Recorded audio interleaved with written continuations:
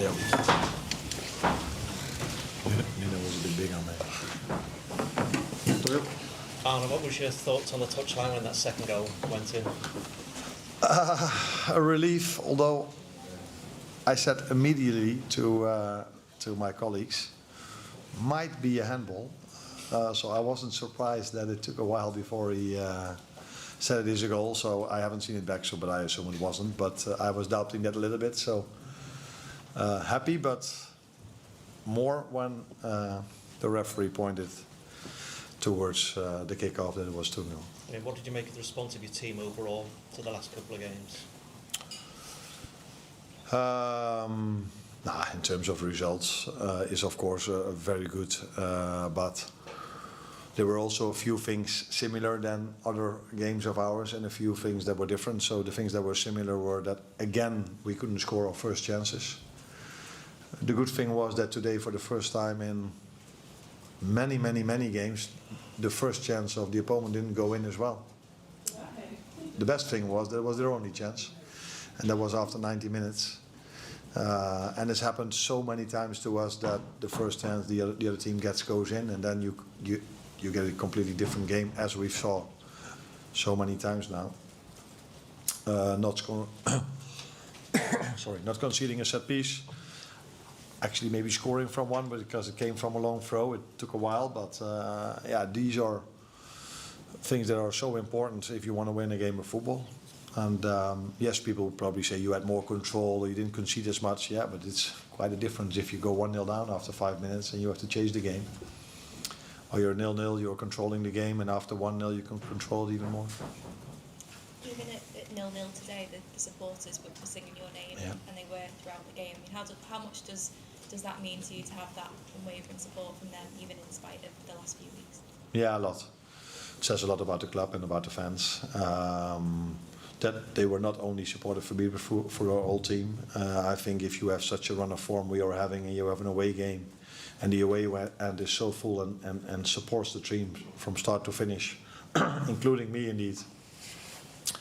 That's special, not only after the 1-0, already are 0-0 from, like I said, from start to finish. So it tells you that this club is always together, but maybe even more in difficult moments. And then they appreciate probably even more what you've done for the club and support you then. And I think that's what makes a club special as well. To support someone when he's successful is much easier than to support someone or a team or an individual when things are as tough as they are now. Never mind the second goal, how did you feel when the first goal went in? Because it's been a while coming, hasn't it? For us to score a goal is not a while coming, but for us to go 1-0 up has been indeed. The scorer? I'm talking about the scorer. Oh yeah, that's also true, yeah. Yeah, but that is also a bit unfair to him, because normally as a number 9, I think in general number 9 plays more minutes than I've played Alex till now, because of the obvious reasons. So even today I had to take him off after 65, I think. So yes, he's played already quite a lot of games, but in terms of minutes, not so much. And it's very important for us as a team that we went 1-0 up, but I think it was also important for him because I think it was his third chance, maybe fourth of this game. And I don't think there was much more than 10 minutes in him to go. So then to score just before you come off was important for us, but also for him. Michael? Can I ask you what you've made of Florian Wirtz's performance today?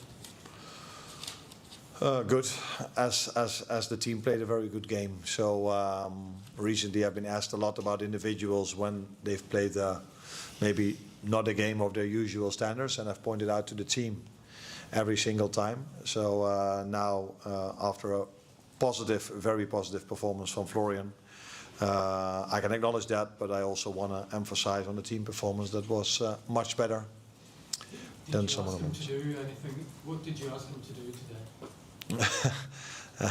Like I've asked to all of them, play to your own standards. But I think we tried to create an extra midfielder, and he was very important for us to find every time that extra midfielder. He was good in when he made the dribble. He was really good in his one-touch balls. I even remember a moment where he played the balls diagonally into the 18-yard box to Cody Kakpo, which then doesn't lead to a shot, so no XG value. But we had many of those moments, and he was part of many of those moments, I think.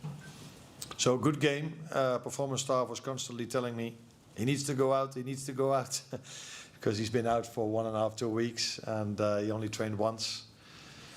So to a certain extent, maybe it was a bit of a risk to keep him in the team, but some situations ask an exception, and I think today was one of them. Check on Kirkers, was that just cramping? Cramp, yeah. Over his bones, didn't really get any change out from Bones. Really good No, performance from him. no. The only moment when Bowen had a chance was when he was out, but that had nothing to do with the fullback that was in. But that was the only chance they had, and as a result of that, of course, the only chance Bowen had. Good performance, good defensive performance from him. I think he was also attacking-wise a few times a threat. In the first half, another time when it didn't lead to a shot on target, but the cutback cross from him when we overloaded the box were all moments where I think if we are in a better run of form, these moments will lead to more goals. So yeah, good, but it also maybe tells you something. I've emphasized a lot of time on the fact that some players need to adapt to the Premier League, and I've emphasized a lot of times on the fact that some players need to adapt on 3 games a week. And that maybe it's not a surprise that Milos has cramp in the end, for 2 reasons. He's not completely used to that, and second of all, because he puts so much effort in every single time he plays. Also check on Alisson. He obviously clattered into Gomez in the first half. Was he just winded, or Sorry? was he just winded? Like, what was the injury? I don't think there was an injury, otherwise you cannot keep on playing. So I think he's okay. Didn't have a lot of work to do, so yeah, I assume that he's ready to play again. But so yeah. Yeah, there was a lot of frustration in the crowd. I think maybe because of what happened yesterday at City, there's been like a bit of controversy around tactical injuries with goalkeepers. Like, do you think that's an issue, or is it not something that's in your mind? I don't know what happened at City, so you have to tell me first. Donnarumma went down after being like shouted at by Bruno Diaz, and he was down for a period, and there was speculation over whether it was like a tactical injury. Okay. I have in general a very clear opinion about time wasting, but I think this incident with us, we are the last team in this league, I would almost say, that does time wasting. But I've noticed in the last few weeks when we've lost and when we're a goal down, I've seen so many time wasting. So it's a bit of a, and I was constantly hoping if I would get that question, or people would notice it. And now we are winning, and I get the question about time wasting. This is so weird. Actually, the other team where I would never suspect time wasting over City, by the way, because I've said so many times up at the Saint-Germain game or so many games we've played, they were just a joy to watch because that was never part of the game. And I've watched recently a lot of games where time wasting was a part of it. So I would be in favor a lot about that the Premier League is going to do something about time wasting. And I have my ideas about it, but it's not smart to say anything about it after you lose a game of football. But if anyone is interested in the Premier League, I'm more than open to talk to him about my ideas. Just quickly, last time we didn't start Premier League game for 2024 here. What was your thinking behind not starting today? Was it just you wanted to have a rest? Or?